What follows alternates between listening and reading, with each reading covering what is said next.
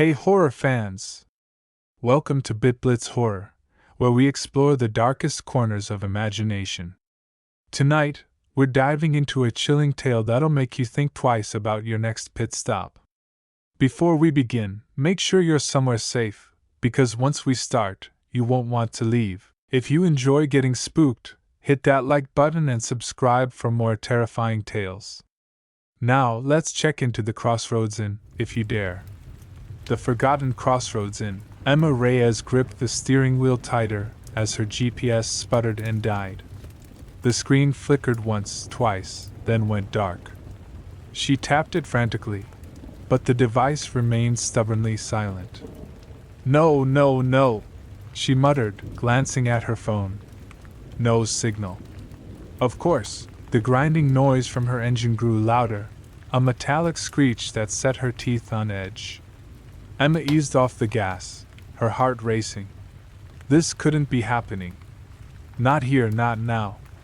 She was supposed to be surprising her mother for her 60th birthday tomorrow. Instead, she found herself stranded on a desolate stretch of highway in rural Vermont, surrounded by dense pine forest that seemed to swallow the fading daylight. Just as panic began to set in, a weathered wooden sign appeared in her headlights.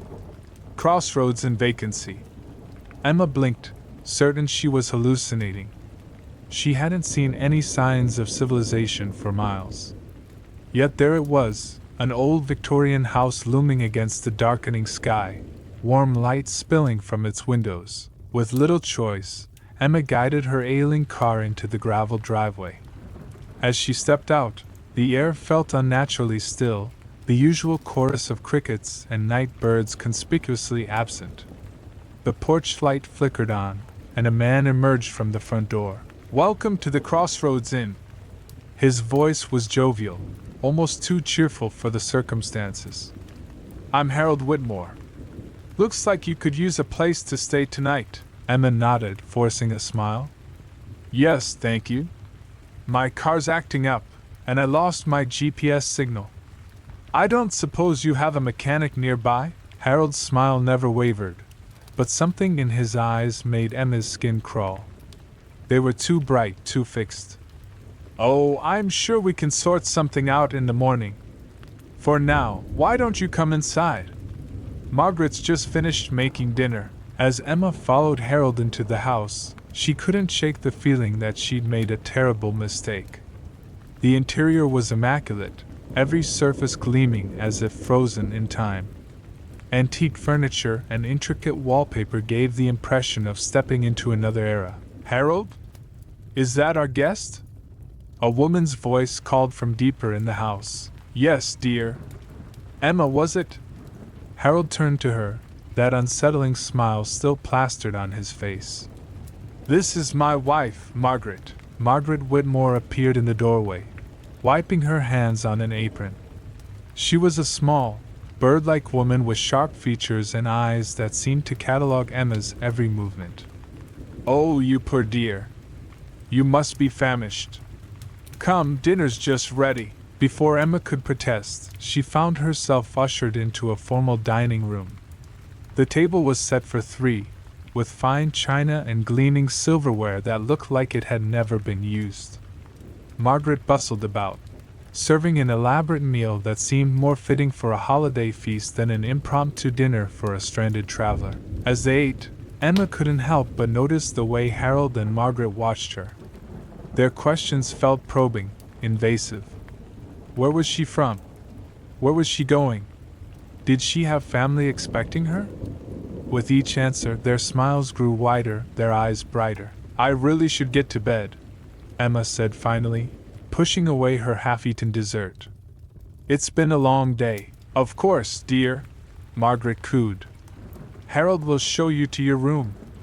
Sleep tight. The guest room was as meticulously preserved as the rest of the house. Emma's eyes were drawn to the walls, covered in old photographs. They appeared to be of past guests, smiling stiffly at the camera. But as she looked closer, a chill ran down her spine.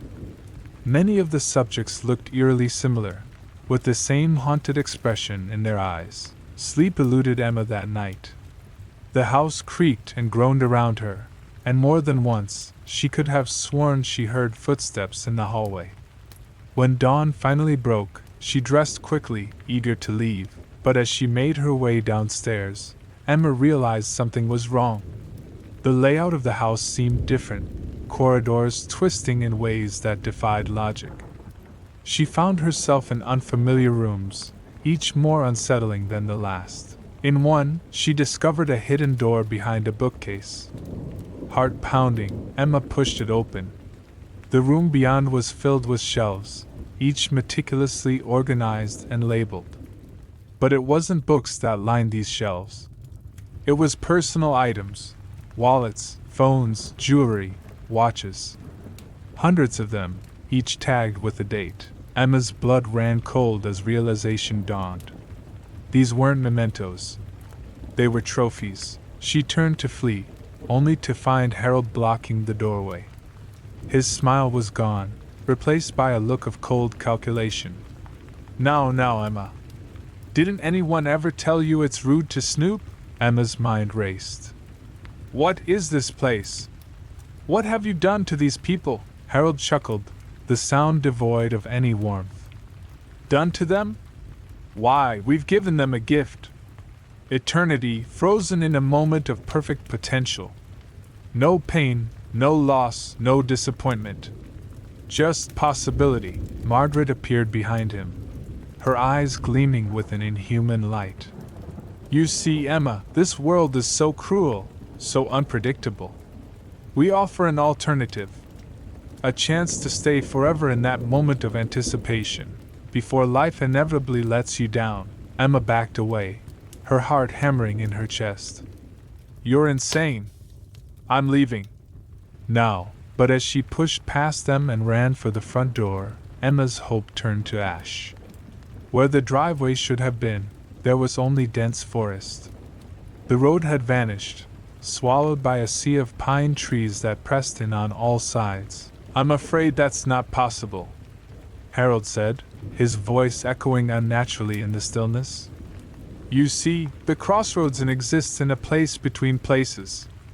Once you've checked in, well, checking out is a bit more complicated. A new voice joined the conversation, gruff and authoritative.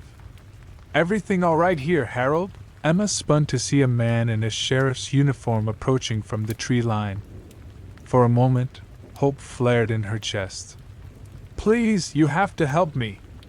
These people, they're not what they seem. The sheriff's face remained impassive. Now, miss, let's not get hysterical. I'm Sheriff Tom Garrett. Why don't you come back inside and we can sort this all out? The betrayal hit Emma like a physical blow. The sheriff was in on it. Whatever it was, as the reality of her situation sank in, Emma's survival instincts kicked into overdrive. She bolted, ducking under the sheriff's outstretched arm and plunging into the forest. Branches whipped at her face as she ran, the sound of pursuit close behind. But the forest was wrong. Trees shifted and moved, paths appearing and disappearing. More than once, Emma found herself running in circles, always ending up back at the inn. It was as if the very landscape was conspiring against her. Hours passed, or maybe days. Time seemed to lose all meaning in this nightmare realm. Emma's strength was fading, her hope dwindling with each failed escape attempt. But she refused to give up, refused to become another trophy on their shelves. As night fell once more, Emma found herself back at the inn, cornered on the porch. Harold, Margaret, and Sheriff Garrett approached slowly, their faces masks of false concern. It's time to stop running, Emma, Harold said softly. Accept our gift. Think of it. No more worries, no more pain. Just endless potential, forever. For a moment, Emma felt the pull of their offer. The world was a harsh place, full of disappointment and loss. Wouldn't it be easier to just stop? To exist in a moment of pure possibility, never having to face the harsh realities of life? But then she thought of her mother, waiting for her. Of all the people who would miss her, who would search for her. And she realized That was the true horror of this place. It didn't just trap people, it erased them from the world's memory. No, Emma said, her voice growing stronger. I choose life, with all its ups and downs. I choose to face whatever comes, good or bad. You can have me. As she spoke, something changed. The air shimmered, and for a moment, Emma saw the truth. Harold and Margaret weren't human, had never been human. They were something ancient and hungry, feeding on lost souls and stolen futures, but her defiance seemed to weaken them. The inn itself groaned, the walls rippling like a mirage. Emma saw her chance and took it, pushing past the stunned creatures and their human accomplice. This time, the forest didn't shift. The road reappeared, and Emma ran towards it with every ounce of strength she had left. Behind her, she heard inhuman shrieks of rage and despair. As she reached the highway, Emma's car appeared, engine running. She didn't question it, just jumped in and floored the accelerator. In the rearview mirror, she watched as the crossroads flickered and faded, like a bad dream in the morning light. Hours later, as Emma finally pulled into her mother's driveway, she allowed herself to breathe. She was safe. She had escaped. But as she hugged her confused and worried mother, Emma couldn't shake the memory of those photographs, of all the souls trapped in that moment of eternal possibility. How many travelers had the crossroads claimed? And how many more would it take before someone put an end to its hunger? Emma didn't know, but she swore to herself that she would find out. She had escaped, but her journey was far from over. As night fell, Emma looked out the window, wondering how many other lost souls were out there, trapped in moments of false potential, waiting to be freed. The crossroads might be gone for now, but something told her it would appear again, ready to lure in new victims with its promise of eternal possibility. The true horror, Emma realized, wasn't in the monsters themselves. It was in the knowledge that they were out there, hiding in plain sight, preying on the lost and the lonely. And as she drifted off to sleep, she couldn't help but wonder how many other crossroads were out there, waiting for unwary travelers to check in and never check out. Emma's nights were plagued by nightmares of endless corridors and shifting forests. She'd wake in a cold sweat, half expecting to find herself back in that timeless prison.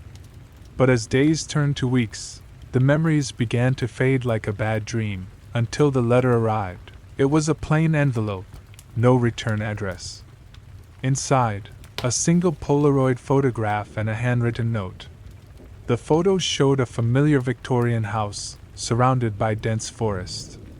The Crossroads Inn. But it wasn't the same location where Emma had encountered it. The note read, "It's happening again. Help us." Emma's hands shook as she stared at the image. She tried to convince herself it had all been a hallucination, a product of stress and exhaustion. But here was proof that the nightmare was real and ongoing. She spent the next few days in a frenzy of research, scouring missing persons reports and local legends. Patterns emerged, clusters of disappearances along remote highways, always near wooded areas. Travelers who seemed to vanish into thin air, leaving no trace behind. Emma knew she couldn't ignore this. She had escaped, but others weren't so lucky. With a mix of dread and determination, she packed a bag and hit the road. Her first stop was a small town in upstate New York, where 3 hikers had gone missing in the past month. As she pulled into the local diner, a chill ran down her spine. The place was eerily familiar. The same meticulously cleaned surfaces, the same 2 bright smiles on the staff. "Welcome to Crossroads Diner," the hostess chirped.